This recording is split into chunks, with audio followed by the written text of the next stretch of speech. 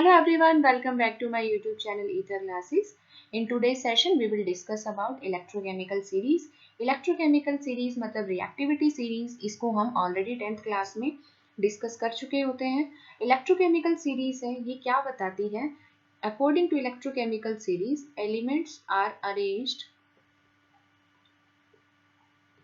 in increasing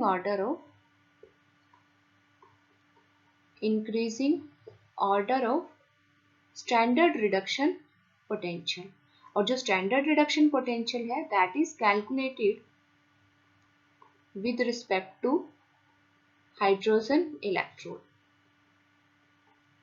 so electrochemical series में क्या करते हैं, स्टैंडर्ड रिडक्शन पोटेंशियल के बेसिस के ऊपर एलिमेंट्स हैं उनको अरेंज करते हैं. जो स्टैंडर्ड रिडक्शन पोटेंशियल है एलिमेंट्स का वो किसके बेसिस के ऊपर, किसके रेफरेंस पे निकाला जाता है. सो हाइड्रोजन इलेक्ट्रोड को रेफरेंस लेके स्टैंडर्ड रिडक्शन पोटेंशियल को कैलकुलेट किया गया है.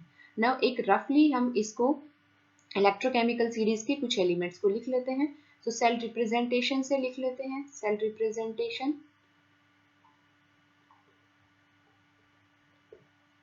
cell reaction and standard reduction potential. lithium plus से lithium, so cell reaction क्या होगी, lithium plus electron gives rise to lithium. यहाँ से इसकी जो वैल्यू है this is 3.05 वोल्ट. नाउ बीच में कुछ एलिमेंट्स होते हैं, इसके बाद आता है देन जिंक. यहाँ पे हम सभी एलिमेंट्स को रिप्रेजेंट नहीं कर रहे हैं, पूरी इलेक्ट्रोकेमिकल सीरीज को याद करने के लिए ट्रिक है, उसको हम अलग से डिटेल में डिस्कस करेंगे. अभी फिलहाल के लिए हम सिर्फ कि इलेक्ट्रोकेमिकल सीरीज में किस बेसिस के ऊपर स्टैंडर्ड रिडक्शन पोटेंशियल को हमने अरेंज किया है और दूसरा स्टैंडर्ड रिडक्शन पोटेंशियल से क्या बेनिफिट है, इलेक्ट्रोकेमिकल सीरीज से क्या क्या हम कंक्लूजन निकाल सकते हैं. सो इसी के लिए हम एक रफली यहाँ पे कुछ स्टैंडर्ड रिडक्शन पोटेंशियल एलिमेंट्स का लिख रहे हैं. सिमिलरली यहाँ पे भी बीच में कुछ एलिमेंट्स हो जाएंगे. यहाँ पे lead Pb2 plus Pb, this is E naught. So यहाँ पे क्या हो जाएगा Pb2 plus 2 electrons gives rise to lead. Lead का रिडक्शन पोटेंशियल कितना है 0.13 volt. Now hydrogen electrode, so hydrogen है so E naught H positive slash H2 that is half H2. So यहाँ से क्या लिखेंगे H positive plus electron gives rise to half H2. H2 का जो E नोट है दैट इज 0.00 वोल्ट.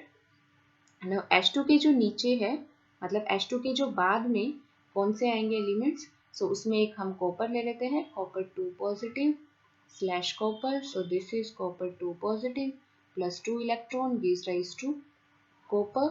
और यहाँ से ये वैल्यू है 0.34 वोल्ट. बीच में और एलिमेंट्स होंगे. नाउ जो लास्ट एलिमेंट है that is F2 slash F negative, this is E naught half H2 slash F negative, this is F2 plus 2 electrons gives rise to 2F negative. So यहाँ से इसकी जो value आती है this is 2.87 volt. सो इस तरह से इलेक्ट्रोकेमिकल सीरीज में कुछ इस तरह से जो एलिमेंट्स हैं उनकी रिप्रेजेंटेशन, एलिमेंट्स को अरेंज किया गया है. नाउ यहाँ से हम क्या क्या बातें हैं जो कंक्लूड करते हैं. फर्स्ट इज कि जिसका स्टैंडर्ड रिडक्शन पोटेंशियल जितना ज्यादा पॉजिटिव होगा मतलब वो एलिमेंट उतना ही इजीली रिड्यूस होना चाहेगा. जैसे जो फ्लोरीन है उसका स्टैंडर्ड रिडक्शन पोटेंशियल 2.87 है और ये हाईएस्ट है, मतलब फ्लोरीन है वो इजीली फ्लोराइड आयन में कन्वर्ट होना चाहेगा. फ्लोराइड आयन में कन्वर्ट कैसे होगा, by gain of electron. So fluorine क्या करेगा, इलेक्ट्रॉन्स को गेन करेगा और जो इलेक्ट्रॉन्स को गेन करता है उसको हम क्या बोलते हैं, मतलब ऐसा एलिमेंट जो खुद रिड्यूस होना चाहे तो उसको क्या बोला जाता है, that is oxidising agent. So जो फ्लोरीन है this is strong oxidising agent. Clear. Now similarly जो लिथियम है, लिथियम क्या करता है, लिथियम प्लस से लिथियम के अंदर जब कन्वर्जन होता है सो उसका जो SRP है दैट इज -3.05. तो ये जो SRP है ये बहुत कम है. तो यहाँ से हम क्या कंक्लूड करते हैं कि लिथियम है वो खुद रिड्यूस होना नहीं चाहेगा, मतलब लिथियम प्लस है वो लिथियम में कन्वर्ट होना नहीं चाहेगा, वो रिड्यूस होना नहीं चाहेगा, इलेक्ट्रॉन को गेन करना नहीं चाहेगा।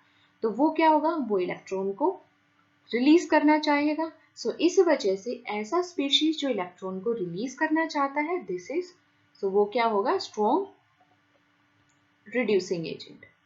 सो एक जो पॉइंट हमने यहाँ से कंसिडर किया कि इलेक्ट्रोकेमिकल सीरीज में स्टैंडर्ड रिडक्शन पोटेंशियल के बेसिस के ऊपर हम स्ट्रॉन्ग रिड्यूसिंग एजेंट और स्ट्रॉन्ग ऑक्सीडाइजिंग एजेंट को आइडेंटिफाई कर सकते हैं। जो जिसका रिडक्शन पोटेंशियल जितना ज्यादा होगा वो उतना ही अच्छा ऑक्सीडाइजिंग एजेंट होगा, वो उतना ही इजीली रिड्यूस होना चाहेगा। जिसका रिडक्शन पोटेंशियल जितना ज्यादा पॉजिटिव होगा वो उतना ही इजीली रिड्यूस होना चाहेगा और वो खुद क्या होगा, बेटर ऑक्सीडाइजिंग एजेंट होगा। जिसका रिडक्शन पोटेंशियल हाईली नेगेटिव होगा वो खुद का रिडक्शन नहीं करना चाहेगा, सो वो क्या होना चाहेगा, वो ऑक्सीडाइज होना चाहेगा। सो इसी वजह से वो क्या होगा, strong reducing agent. Now second point is कि यहाँ पे जो हाइड्रोजन से ऊपर कुछ एलिमेंट्स लिखे हुए हैं और हाइड्रोजन के नीचे कुछ एलिमेंट्स लिखे हुए हैं। सो हाइड्रोजन यहाँ पे क्या है, रेफरेंस इलेक्ट्रोड है।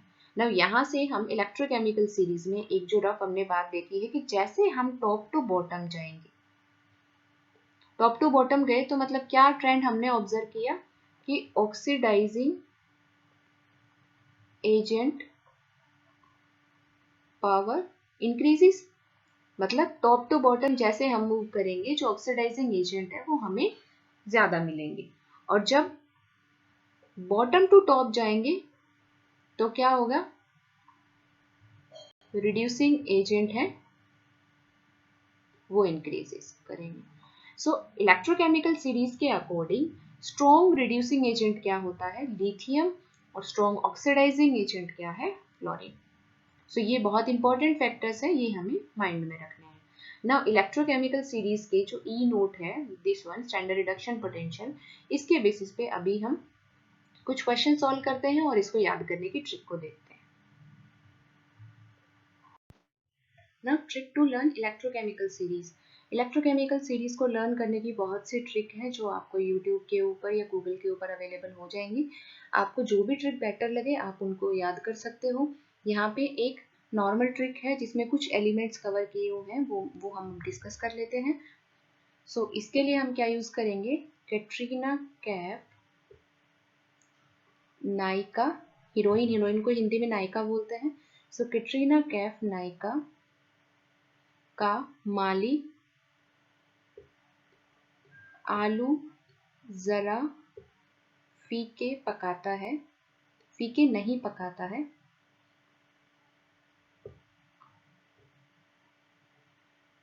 सो यहाँ से हम लिख सकते हैं Katrina Kaif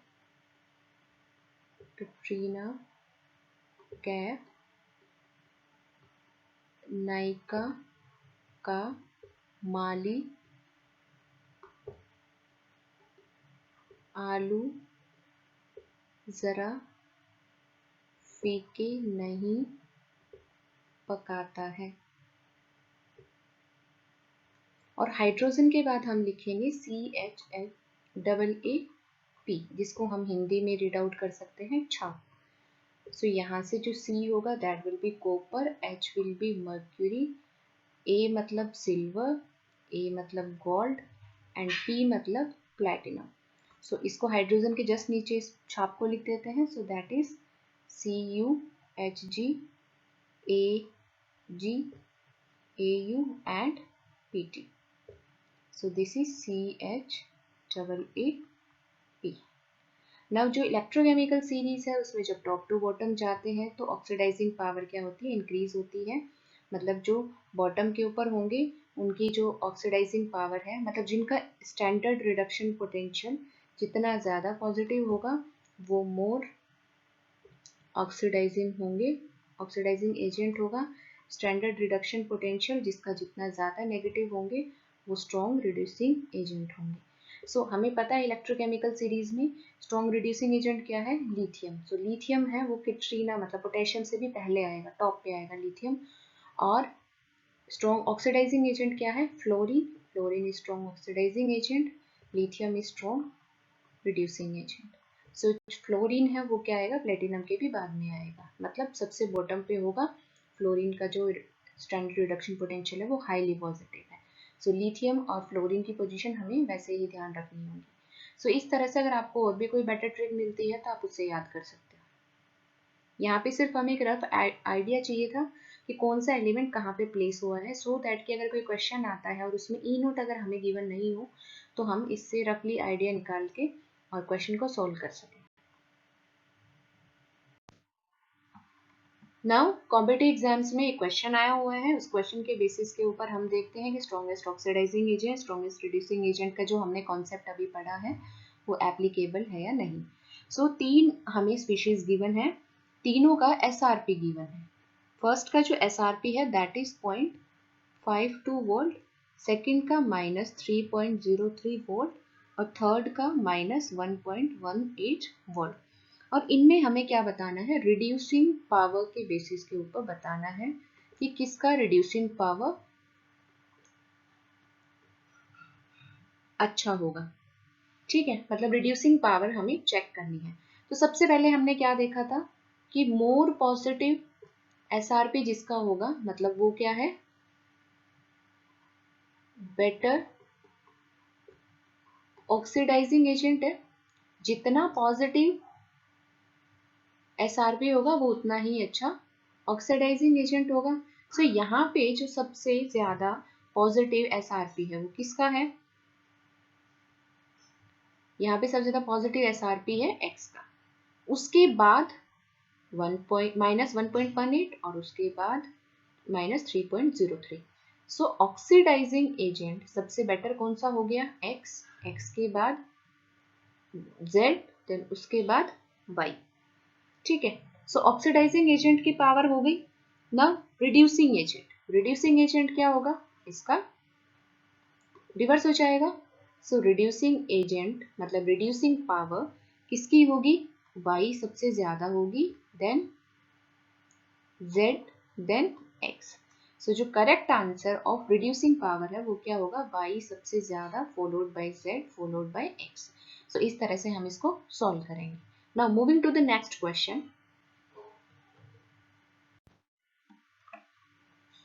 now in this question E note given है, E note chromium 3 plus slash chromium, this is -0.74 volt. E note dichromate ion से Cr3 positive, this is 1.33 volt. E note permanganate ion से Mn2 positive, this is 1.51 volt. और E note chloride, E note Cl2 से Cl negative, half Cl2 से Cl negative, and this is equal to, this value is equal to 1.36 watt।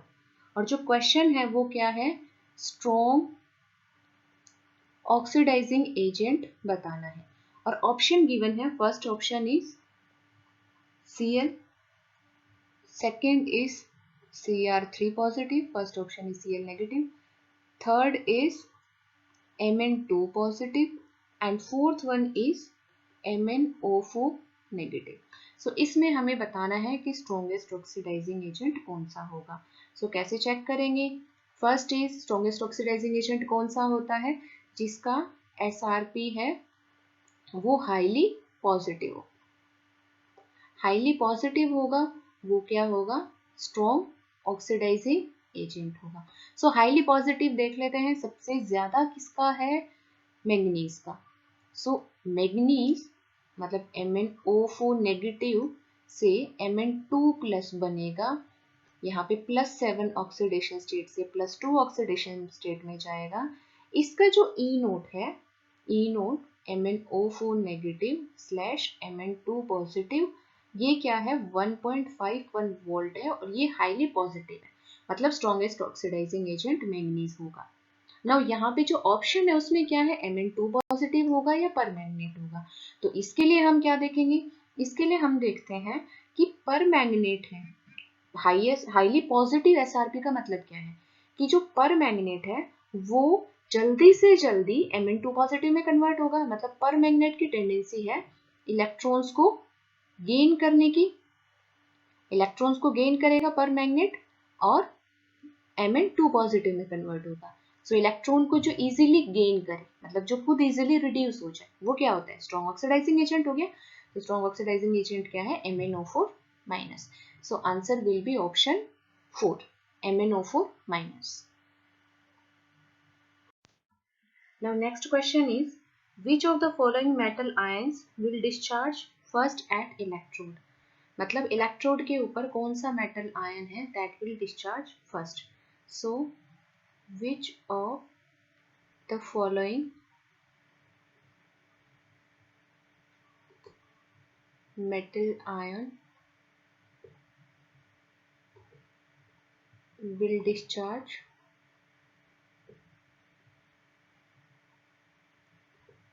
first at electrode? So इसमें जो options हैं, first option is potassium, second is calcium, third is magnesium and fourth is sodium. So इनमें से कौन सा metal ion है जो electrode के ऊपर जाके सबसे पहले डिस्चार्ज होगा, मतलब सबसे पहले रिड्यूस होगा? मतलब पोटेशियम है, वो इलेक्ट्रॉन गेन करके पोटेशियम में कन्वर्ट हो जाएगा। कैल्शियम 2 पॉजिटिव है, 2 इलेक्ट्रॉन्स गेन करके कैल्शियम में कन्वर्ट हो।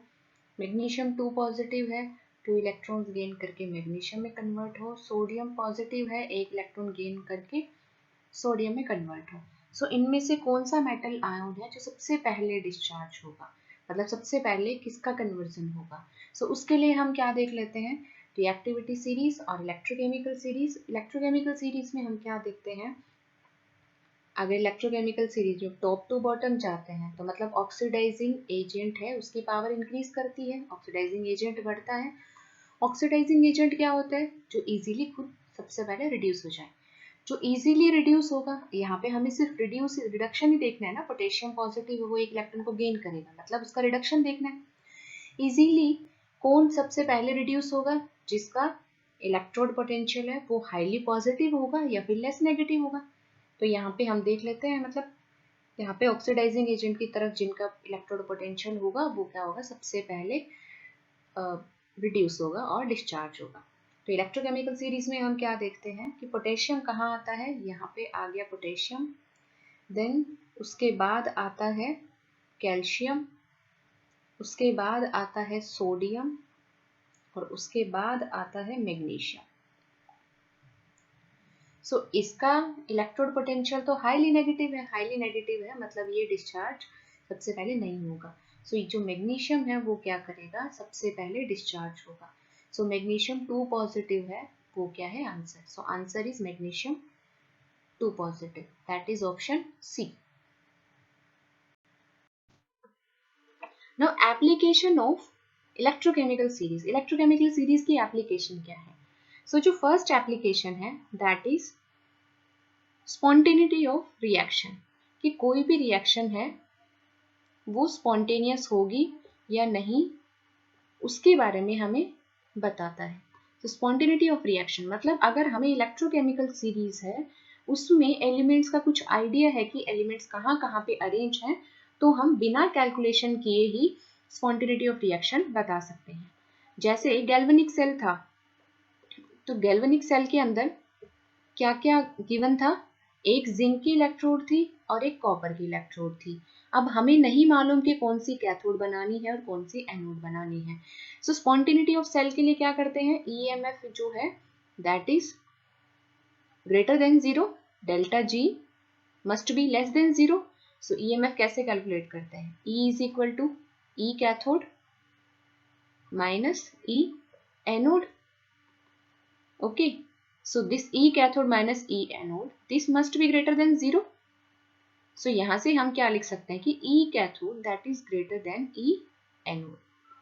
क्लियर? ये हमने कंक्लूड किया है ना। जो इलेक्ट्रोकेमिकल सीरीज थी उसमें हमने क्या देखा था? लिथियम टॉप पे अरेंज था, उसके बाद बीच में यहाँ पे कहीं पे जिंक अरेंज था, उसके बाद हाइड्रोजन अरेंज है, और उसके बाद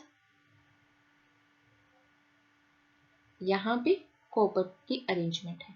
हाइड्रोजन से जो ऊपर वाले एलिमेंट्स थे उन सब का जो SRP था वो क्या था, नेगेटिव था, और जो हाइड्रोजन से जो नीचे वाले एलिमेंट्स थे उन सब का SRP क्या था, पॉजिटिव था। तो क्या है कि E cathode must be greater than E anode. यहां से हम क्या कंक्लूड करते हैं कि जो कैथोड है ये पॉजिटिव कब आए, मतलब जो ये फैक्टर है E cathode is greater then E node anode, ये कब आएगा, ये कब पॉसिबल है, जब कैथोड है वो शुड बी प्लेस्ड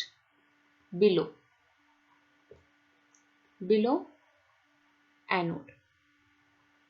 अब इसका क्या मतलब है, इसका मतलब है जैसे कि कॉपर है, कॉपर का अगर हमें रफली याद होगा तो 0.34 वोल्ट था, और जिंक था उसका कितना था, -0.76 वोल्ट।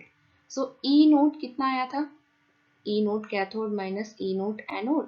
कैथोड क्या था, कॉपर था, ठीक है, कैथोड है वो एनोड के बिलो साइड में रखना चाहिए। तो अब जिंक और कॉपर में देखते हैं, जिंक अबव है तो मतलब कैथोड क्या होगा, कॉपर होगा। अब इसको चेक करते हैं क्या ये बात सही है कि नहीं। सो कैथोड हो गया 0.34, एनोड हो गया -0.76, सो दिस इज 1.10 वोल्ट। तो मतलब यहाँ से हमने देखा कि ये बात बिल्कुल सही है। तो अगर स्पॉन्टेनिटी ऑफ रिएक्शन हमें बतानी है और हमें कोई भी दो एलिमेंट गिवन है, कोई भी दो एलिमेंट, तो उनको देख के हम कैसे बता सकते हैं कि क्या रिएक्शन पॉसिबल होगी या नहीं, रिएक्शन स्पॉन्टेनियस होगी या नहीं। तो उसको हम क्या कर सकते हैं, इलेक्ट्रोकेमिकल सीरीज से देख के बता सकते हैं। जैसे एक और एग्जांपल ले लेते हैं कि सपोज हमारे पास में दो इलेक्ट्रोड है, एक इलेक्ट्रोड है एल्यूमिनियम की और सेकंड इलेक्ट्रोड है सिल्वर की, और अब हमें इन दोनों में से बताना है कि कौन सा कैथोड होगा और कौन सा एनोड।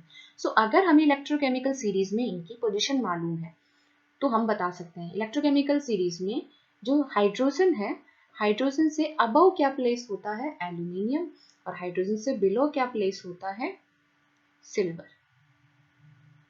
ओके, तो यहां से हम क्या बता सकते हैं, जो बिलो मतलब कैथोड है वो एनोड से नीचे की साइड प्लेस होगा। सो अगर एल्यूमिनियम एनोड है सो कैथोड क्या होगा, कैथोड क्या होगा, सिल्वर। सो यहां से क्या बोल सकते हैं, this one will B cathode, अगर रिएक्शन स्पॉन्टेनियस करनी है तो।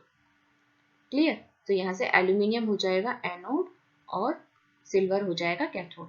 सो इस तरह से स्पॉन्टेनिटी ऑफ द रिएक्शन, जो हमें अगर फॉर्म मतलब डेटा गिवन है तो हम कैलकुलेट करके दिखा देंगे, लेकिन अगर डेटा गिवन नहीं है और इलेक्ट्रोकेमिकल सीरीज से हम इस तरह से बताएंगे कि कैथोड है उसको हमेशा जो एनोड है उससे बिलो रखना चाहिए।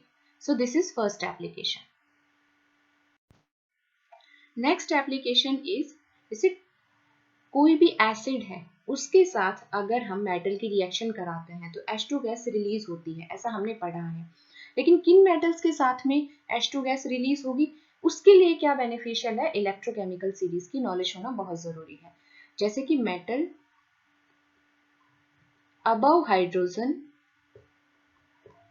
In the series displaces H2 from dilute mineral acid, dilute mineral acid, जैसे H2SO4 हो गया, HCl हो गया। सो इनके साथ में अगर मेटल को रिएक्ट कराएंगे तो कौन से मेटल है जो हाइड्रोजन देंगे।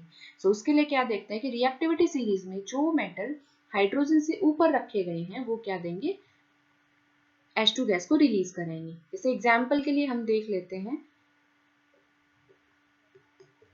जिंक को जब रिएक्ट करते हैं H2SO4 के साथ में, so there is formation of ZnSO4 plus H2। Now hydrogen यहाँ है, जिंक ऊपर होता है, सो हाइड्रोजन क्या है, जिंक से ऊपर प्लेस है। सो इसीलिए हम क्या बोल सकते हैं कि जो हाइड्रोजन होगा, सॉरी जो जिंक होगा वो जो एसिड होगी, एसिड के अंदर से H2 गैस को इजीली रिमूव करेगा, रिलीज करेगा। यहाँ से अगर हम वैल्यू के अकॉर्डिंग देखें तो E नॉट जिंक 2 पॉजिटिव से जिंक की वैल्यू होती है -0.76 वोल्ट, और E note hydrogen standard electrode है सो उसका हमें मालूम है कितना होता है 0 वोल्ट। नाउ अगर ई नोड कैलकुलेट करें फॉर द रिएक्शन की रिएक्शन होगी या नहीं, स्पॉन्टेनियस है या नहीं, so E naught E cathode minus E anode. और हमारे कॉन्सेप्ट के अकॉर्डिंग जो हमने पढ़ा था कि कैथोड क्या होना चाहिए, बिलो वाला होना चाहिए, सो this one will be the cathode. अगर रिएक्टिविटी सीरीज में जिंक और हाइड्रोजन में देखें तो जो नीचे रखा हुआ है वो क्या है, cathode. So this one will B hydrogen और एनोड क्या हो गया, जिंक। सो -0.76, सो कितना आ गया 0.76 वोल्ट आ गया। और ई नोट पॉजिटिव है मतलब रिएक्शन स्पॉन्टेनियस है, तो मतलब ये जो रिएक्शन हुई थी वो बिल्कुल सही हुई थी। इसी के अंदर हमने देखो एनोड माना था जिंक को, जिंक से जिंक 2 पॉजिटिव बना था, और कैथोड माना था हाइड्रोजन को H पॉजिटिव से H2। अगर इसी के अंदर एक क्वेश्चन ये भी बन सकता है कि अगर कॉपर मेटल के अंदर H2SO4 को ऐड करेंगे तो क्या H2 गैस रिलीज होगी, नहीं रिलीज होगी। उसका रीजन क्या है कि कॉपर है वो क्या है, हाइड्रोजन से नीचे प्लेस किया गया है। सो इसी वजह से यहाँ पे क्या होगा, H2 गैस रिलीज नहीं होगी।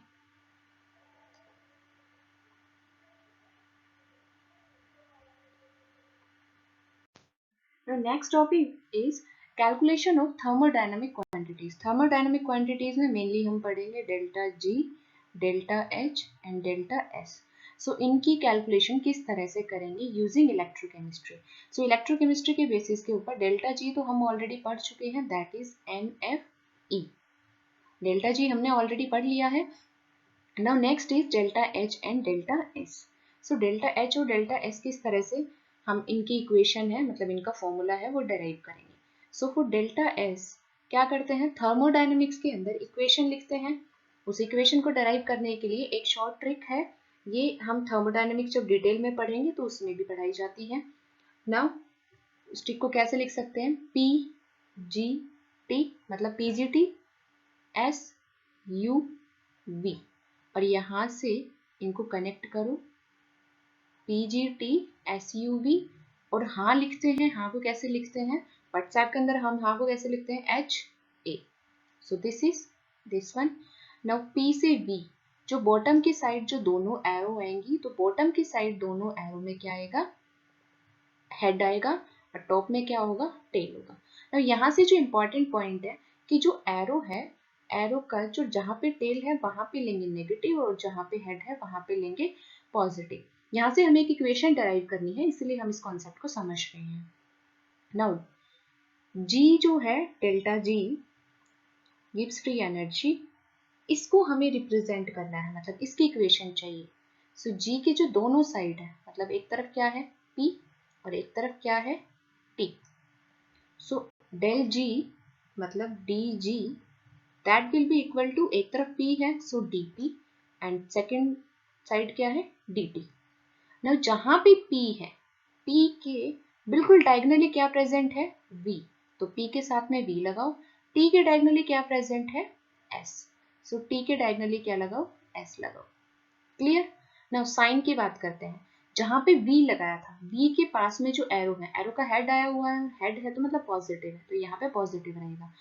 और जो S है, S कहाँ पे है, एरो के टेल के ऊपर है, तो टेल के ऊपर क्या आएगा, नेगेटिव आएगा। सो ये इक्वेशन यहाँ से डराइव की है, ये बहुत इंपॉर्टेंट इक्वेशन है, इसका हम यूज करके आगे जो डेल्टा S है उसके लिए E की टर्म के अंदर इक्वेशन है वो डराइव करेंगे।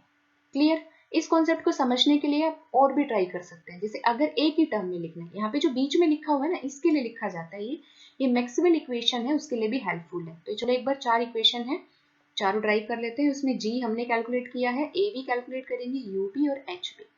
Now del A sorry D A, D A क्या होगा, ए को किसके रिस्पेक्ट में लिखेंगे वी ओ टी, ए के दोनों साइड वी ओ टी है, तो डी वी और D T.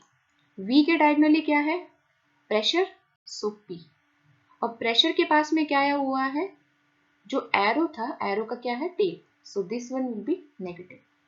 Now dt temperature के डायगनली क्या है, S, और S है, S के साथ में क्या आया है, टेल, टेल है तो मतलब नेगेटिव।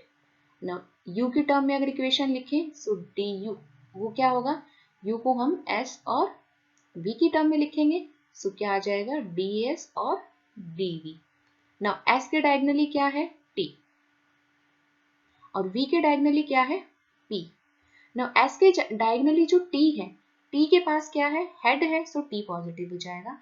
और V के डायगनली जो P है, P के पास में क्या है टेल है, so this one will be negative. Now last one is DH। H को हम कैसे रिप्रेजेंट करेंगे P और S की टर्म में, सो क्या लिख सकते हैं DP और DS। नाउ P है, P के डायगनली क्या है V, सो P के साथ में लिखेंगे V और S के डायगनली क्या है T, सो यहाँ पे लिखेंगे T। नाउ साइन देखते हैं, P के डायगनली V था और V के पास में क्या है एरो का हेड है, तो V हो जाएगा यहाँ पे पॉजिटिव। ना T है मतलब जो DS है, DS के डायगनली क्या है टेम्परेचर, टेम्परेचर के पास में भी एरो है, तो यहाँ पे ये भी क्या हो जाएगा पॉजिटिव। क्लियर, ये 4 इक्वेशन है, इनसे हम मैक्सवेल की 4 इक्वेशंस को डराइव करते हैं। सो उसके लिए हम ये छोटा सा जो कॉन्सेप्ट है इसको याद कर सकते हैं PGT SUV, और इसे व्हाट्सएप लैंग्वेज में हम हाँ लिखते हैं HA वैसे। ठीक है, नाउ हमारे लिए अभी फिलहाल के लिए जो इक्वेशन इंपॉर्टेंट है दैट इज डेल्टा जी। सो जो DG है, DG को क्या लिखा है VDP minus SDT। Clear, eight constant pressure, अगर प्रेशर है उसको कांस्टेंट करेंगे, प्रेशर को कांस्टेंट करते ही दिस विल बी जीरो, मतलब DP कितना हो जाएगा जीरो। और यहाँ से इक्वेशन है वो क्या बन जाएगी DG is equal to DG के अपोन में इधर DT को इस तरफ ले आएंगे लेफ्ट हैंड साइड में, DG upon DT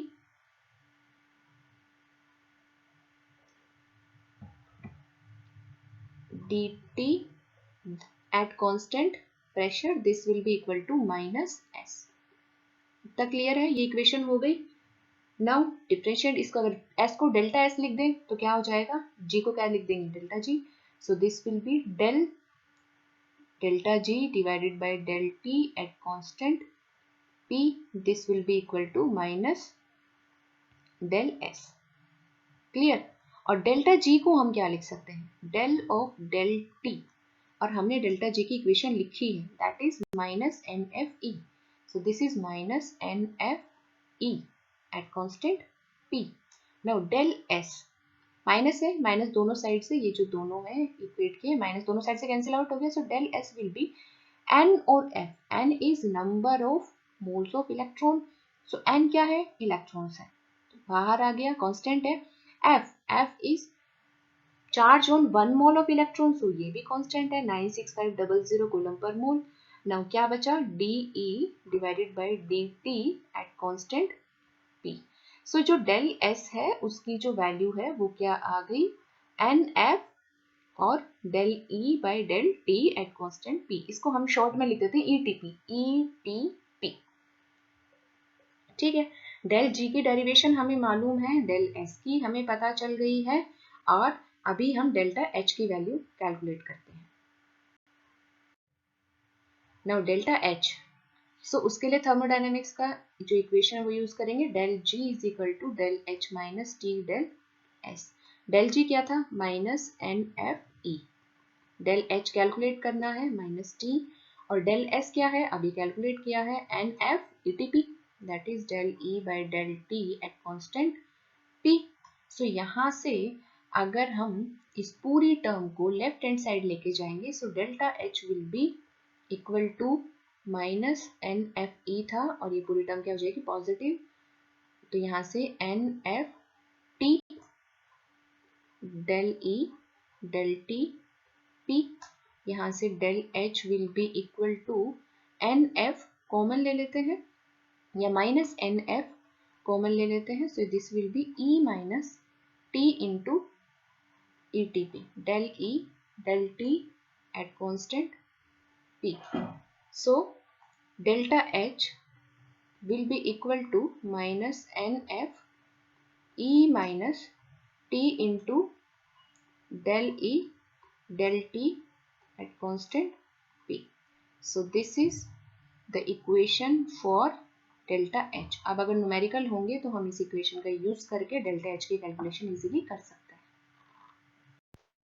Now the question is the standard electrode potential and its temperature coefficient, that is del E naught divided by del T, at constant P for a cell are, so E naught is given as 2 volt and del E del T at constant P, this is given as minus 5 into 10 raised to power minus 4 volt per Kelvin और temperature कितना है 300 Kelvin. Now cell reaction given है, so delta H निकालना है. Delta H is equal to minus NF E minus T into del E by del T at constant P. So इस reaction के लिए हमें सबसे पहले तो जो E है, E नोट हमें मालूम है, ETP मालूम है और हमें N कैलकुलेट करना है. सो इस रिएक्शन के लिए यहाँ पे जिंक का ऑक्सीडेशन हुआ है, सो एट कैथोड क्या होगा और एट एनोड रिएक्शन क्या होगी. सो जिंक का ऑक्सीडेशन हुआ है, सो जिंक होगा at anode, so zinc is converted into zinc 2 plus plus 2 electrons. और कॉपर का रिडक्शन हुआ है, so copper will be at cathode, so copper 2 positive plus 2 electrons gives rise to copper. यहाँ से दोनों रिएक्शन को अगर ऐड करेंगे, so reaction will be copper 2 positive plus zinc gives rise to copper plus zinc 2 positive. ना यहाँ से जो N है वो कितना आया 2. अब जो फॉर्मूला है उसमें वैल्यू पुट करेंगे, so delta H will be equal to minus N is 2, F is 96500, E naught that is 2 minus temperature is 300 Kelvin into ETP.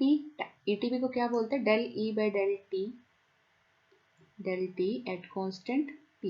इसको बोलते हैं हम temperature coefficient. So del E by del T at constant pressure, this is known as temperature coefficient. So यहाँ पे temperature coefficient की value कितनी है, minus 5 into 10 raise to power minus 4. So यहाँ से इसको सॉल्व करेंगे, that is minus 2 into 96500 into 2 minus 1500 minus यहाँ ब्रैकेट के अंदर भी है और बाहर भी है, so this one will be this into 10 raise to power minus 4. So this is minus 2 into 96500 into 2 plus 0.15.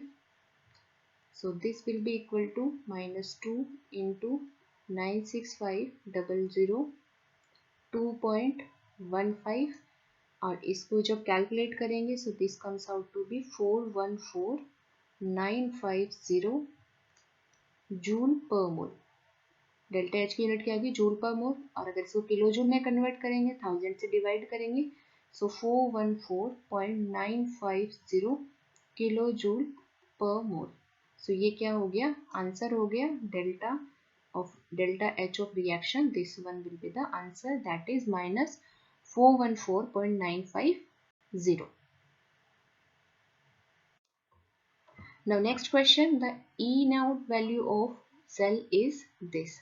मतलब सेल का जो E नोट है, जो अब तक हमें वैल्यू गिवन थी, अब इसमें क्या कर दिया है इन्होंने, एक एक्सप्रेशन की फॉर्म में लिख दिया है, that is 0.5 into T square minus 0.06 T.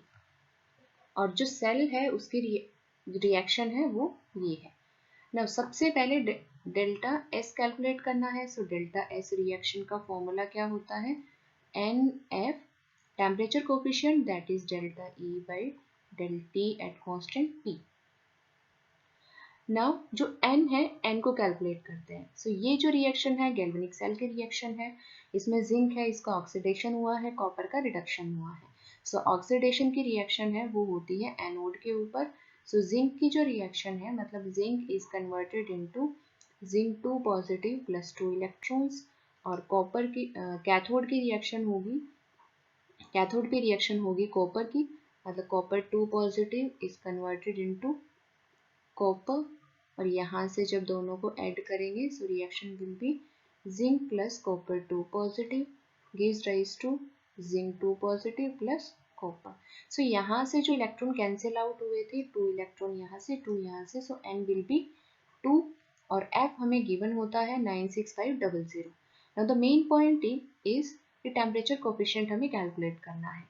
So E note हमें गिवन है, टेम्परेचर कोफिशिएंट के लिए क्या करेंगे, इस ई नोट को हम क्या करेंगे, डिफरेंशिएट करेंगे with respect to temperature at constant pressure. So ये जो टर्म है इसका डिफरेंशिएशन करेंगे तो क्या आ जाएगा 0.5। टी स्क्वायर का डिफरेंशिएशन क्या होता है, पावर आगे और पावर के अंदर से एक माइनस करेंगे, 2 माइनस 1 तो 1 हो गया। सो 0.5 इंटू 2t माइनस 0.06, टी का डिफरेंशिएशन क्या होगा 1। सो यहाँ से कितना हो गया 1 into T minus 0.06, so T minus 0.06। Now T की वैल्यू कितनी है, टी इज 30 केल्विन। सो यहाँ से 30 केल्विन लिखेंगे, 30 minus 0.06, so this comes out to be 29.94 volt पर केल्विन। क्लियर। तो अगर इस तरह से जो E है उसकी एक्सप्रेशन गिवन है तो डिफरेंशिएट करके फिर टेम्परेचर की जो भी टर्म होगी वहाँ पे जो गिवन टेम्परेचर है उसको पुट करके तब हम टेम्परेचर कोफिशिएंट को कैलकुलेट करेंगे। Now delta reaction of delta S reaction that is NF del E del T at constant T। So N की वैल्यू कितनी है 2, F इज 96500 और टेम्परेचर कोफिशिएंट 29.94। यहाँ से जो वैल्यू कैलकुलेट करेंगे तो ये कितनी वैल्यू आई है, this comes out to be 5778420 joule per mole, joule पर केल्विन पर मोल, जूल पर मोल पर केल्विन। ना यहाँ से अगर हम किलो जूल में आंसर निकालते हैं तो क्या आएगा, यहाँ से इसको 1000 से डिवाइड करेंगे तो 5778.420 किलो जूल पर मोल पर केल्विन। सो इस तरह से अगर कोई रिएक्शन है उसमें ई नोट की वैल्यू मतलब जो टेम्परेचर कोफिशिएंट डायरेक्ट नहीं गिवन है और इस तरह से एक्सप्रेशन है तो डिफरेंशिएट करके हम उसको सॉल्व करेंगे, फिर डेल्टा एच है या एस है जो भी कैलकुलेट करना है उसके अंदर वैल्यूज की पुट करेंगे। Now moving to the next question, the temperature coefficient is minus 0.125 volt per Kelvin. Delta S reaction, this is the given reaction at 298 Kelvin is. So delta S reaction हमें calculate करना है और temperature coefficient that is del E divided by del T at constant P, this is given as minus 0.125 volt पर kelvin. Now जो reaction है इसमें this is anodic compartment and this is cathodic compartment. So यहाँ से अगर हम cathode और anode की रिएक्शन लिखेंगे तो क्या होगा, so at anode the reaction will be Fe gives rise to Fe2 plus 2 electrons और at cathode the reaction will be cadmium 2 plus 2 electrons gives rise to cadmium। यहाँ से दोनों सेल रिएक्शंस को जो हाफ सेल रिएक्शंस है अगर दोनों को ऐड करेंगे तो फाइनल रिएक्शन क्या होगी, Fe plus Cd2 positive gives rise to Fe2 positive plus cadmium. यहाँ से जो N है that comes out to be 2। जो फर्स्ट जो एनोड की रिएक्शन है उसमें भी 2 इलेक्ट्रॉन्स है, कैथोड की रिएक्शन है उसमें भी 2 इलेक्ट्रॉन्स है, ये दोनों इलेक्ट्रॉन एक दूसरे से कैंसिल आउट हुए हैं, सो फाइनल रिएक्शन में कोई इलेक्ट्रॉन नहीं है, so N is equal to 2। Now formula for entropy that is NF delta E divided by delta T at constant pressure. Del E divided by del T at constant pressure, this is temperature coefficient.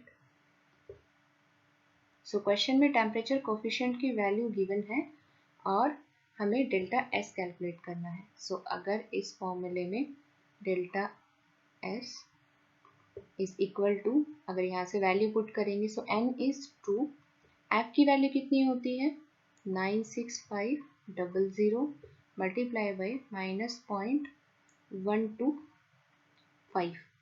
सो यहाँ से जब ये value calculate करेंगे so this comes out to be -24125 और entropy है उसकी unit क्या होगी? सो एंट्रोपी की यूनिट क्या होगी? यहाँ से अगर यूनिट कैलकुलेट करें तो क्या होगी? जूल पर केल्विन पर मोल।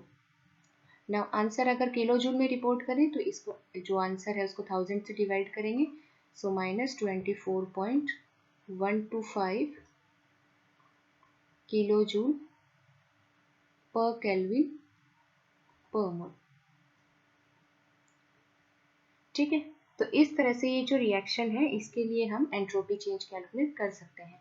सो इस तरह से जो डेल्टा H है या डेल्टा S है या डेल्टा G है, उनको हम कैलकुलेट कर सकते हैं अगर हमें E नोट की वैल्यू मालूम है, रिएक्शन मालूम है, रिएक्शन से N कैलकुलेट करेंगे और टेम्परेचर कोफिशिएंट की वैल्यूज अगर मालूम है तो हम क्या कर सकते हैं, ये 3 पैरामीटर्स हैं, इनका सॉल्यूशन कर सकते हैं, इनको सॉल्व कर सकते हैं।